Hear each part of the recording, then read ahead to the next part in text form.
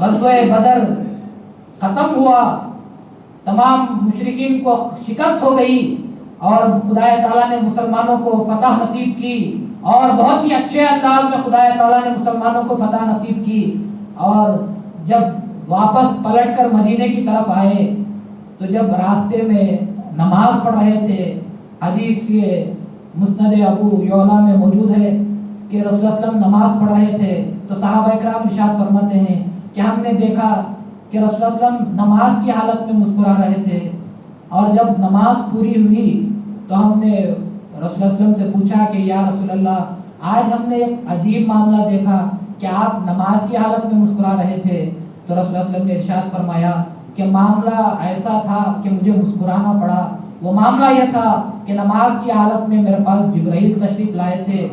ہوا یوں تھا کہ جب غزوہ بدر ختم ہوا، خدا تعالیٰ نے جبرائیل علیہ السلام کے ساتھ 5000 فرشتوں کو جو زمین پر بھیجا تھا۔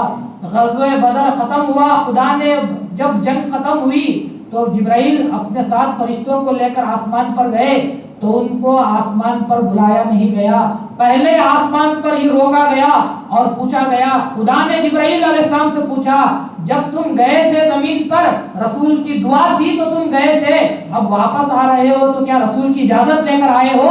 تو حضرت جبرائیل علیہ السلام نے کہا کہ ہم رسول کی اجازت لے کر نہیں آئے۔ تو خدا نے کہا کہ جب تک رسول جانے کی اجازت نہ دے تم کو پہلے آسمان پر بھی آنے کی اجازت نہیں، زمین پر جاؤ، جا کر رسول سے اجازت لے کر آؤ، تب کہیں تم کر آسمانوں پر آنے کی تم کو اجازت دی جاتی ہے۔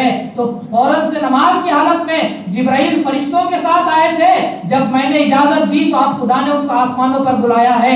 تو خود معلوم ہوتا ہے کہ خدا تعالیٰ رسول اللہ صلی اللہ علیہ وسلم کی ایک ایک حرکت کو دیکھتا رہتا ہے۔ رسول اللہ صلی اللہ علیہ وسلم کا اتنا اونچا مقام ہے، وہ جبرائیل جو آسمانوں پر رہتے ہیں ایک مرتبہ زمین پر آ گئے تو واپس جانے کے لیے رسول کی اجازت چاہیے۔ تو لوگ جو یہ کہتے ہیں کہ جب ہم خدا تک ڈائریکٹ پہنچ جائیں گے، جب جبرائیل اجازت کے بغیر نہیں پہنچ سکے، تم خدا رسول کی اجازت کے بغیر کیا پہنچ سکتے ہو؟ تم رسول کی اجازت کے بغیر کیا پہنچ سکتے ہو؟